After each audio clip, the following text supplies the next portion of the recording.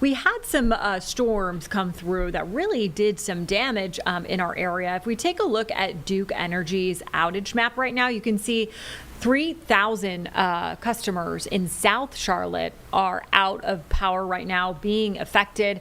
If we zoom it in a little bit there. It looks like 3,000 maybe total in the area, but it looks like in the area. Oh, okay. Maybe like 1,000 Yeah, down by like Indian Trail and Matthews. Yep, 1,000 down there. Okay, there's still like 400 in Charlotte.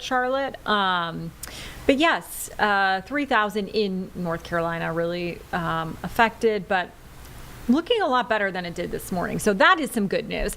Our very own James, he's a producer here. He was able to go out on the street and kind of look at on all his the day off, mind you. He's awesome, you guys. The fact that he did that is amazing. With his daughter in the car. Yes. I told him, it's like, you don't have to do that. But he does it. This is why he's an A+ team player. This is what we do here. This is what we do here on Live Impact News. He's very involved in Live Impact News too. So shout out to James. He's going to give us a look at what's going on in South Charlotte with some of the damage over there. So let's take a listen in. There are downed trees and power lines in South Charlotte after a line of storms rolled through this morning. Duke Energy says about 1,000 of their customers are currently without power along Providence Road near Colkindle.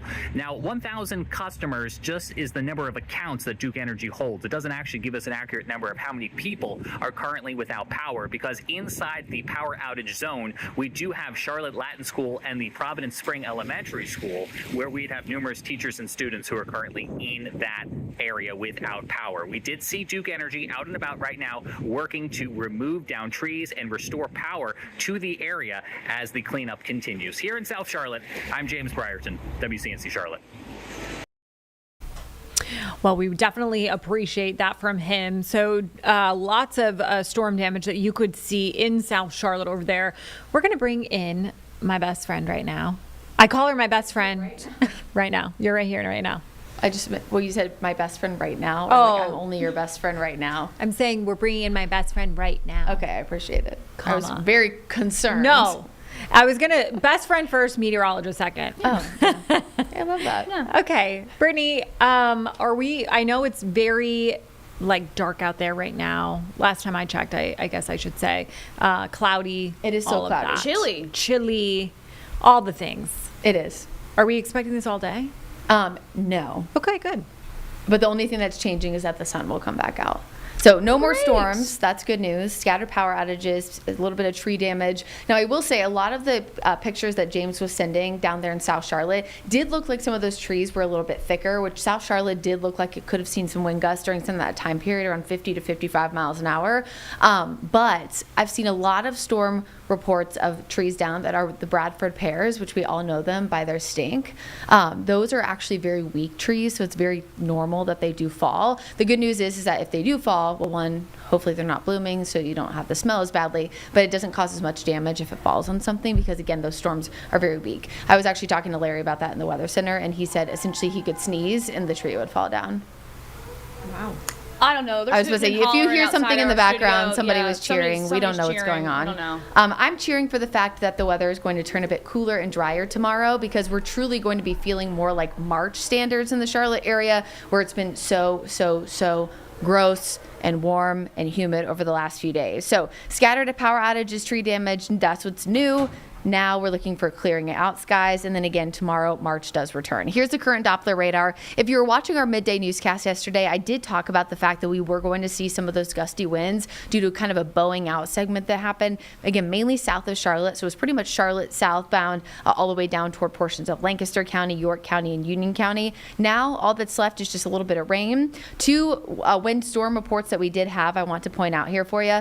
Weddington, just near Providence Road and Kuykendall Road, and City of Catawba near South Anderson Road. So both of those were thunderstorm wind damage spots.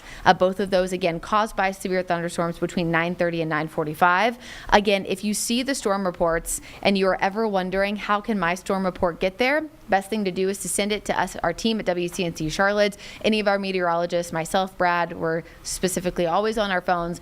We can send it to the National Weather Service, or there's always an option to send it to them directly.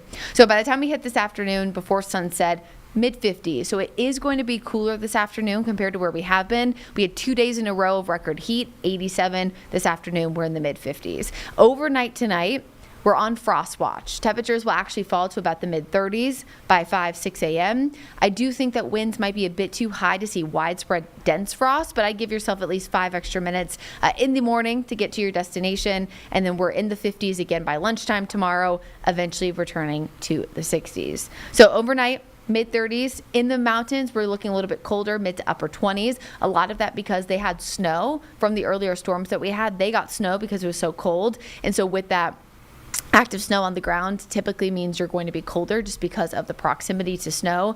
Remember that the sunshine heats the ground, which then in turn heats the air. Sunshine does not directly actually heat the air. It goes sun to ground back up, or sun, to ground back into the air. And so when there's snow on the ground and the sunshine tries to hit it, it's melting the snow before it's actually warming the air, if that makes sense. So 30s tomorrow morning, 60s in the afternoon, a really perfect March afternoon here in the Charlotte area. We're normally in the 63-degree mark for highs. That's what we have tomorrow.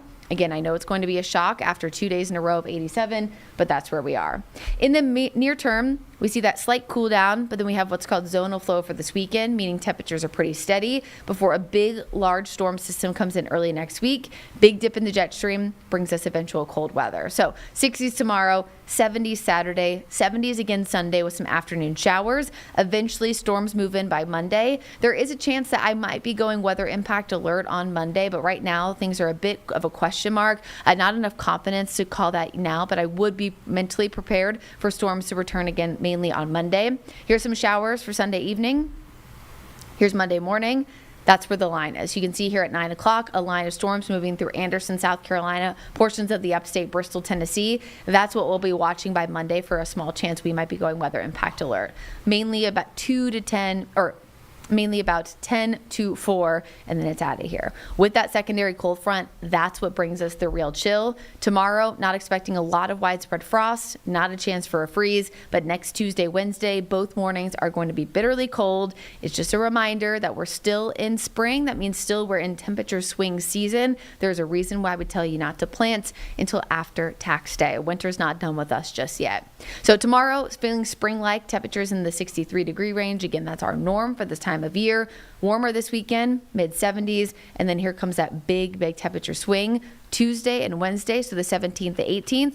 That's St. Patty's Day. If you have plans to go outside at any point on Tuesday, if you're wearing your green, it's got to have some kind of jacket component because it'll be very chilly in the afternoon, starting in the 30s, only ending in the 40s. Say, what are you guys doing for St. Patty's Day? Are you doing anything? You know what? Wait, St. Patrick's. It's a Tuesday. I know, but isn't this like this weekend you celebrate? Yeah. I guess. Okay. Do you? Let's do something. We should. Yeah. Yeah. I'll drink some green beer somewhere.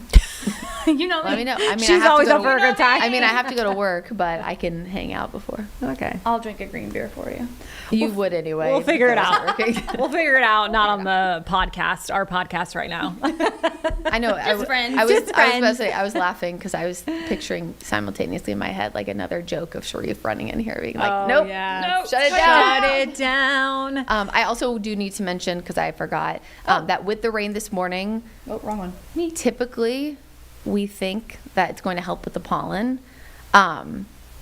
Inadvertently, unless it's a widespread rain that kind of washes everything away, it can actually make it worse sometimes because we're kind of feeding the ground for more blooms, and with gusty winds, that kind of kicks things up and moves it. I do have a story that's airing tonight at 6:15 about why this specific year allergy season, it seems like it kind of went from 0 to 100. Oh, 0 to 100. I am so tired of my fiance snoring every night because of the allergies. Do you have allergies? Do you have? I was gonna say, I don't. I don't. I'm so lucky, but everybody else around me does. Yeah. Yeah. And Greg's it's got it annoying. too. Oh Yeah. gosh. I will say though, I feel like Steven snored before. Sorry, He Steven. did. He did, but now it's like bad again. worse. Yep. Yeah. Sorry. You got to get him one of those like little the little nose things or whatever. I know. that makes Well, you look I like you're a do. swimmer. I got him one. He's just not wearing it. Anyways, enough about me Enough about and my us. personal life.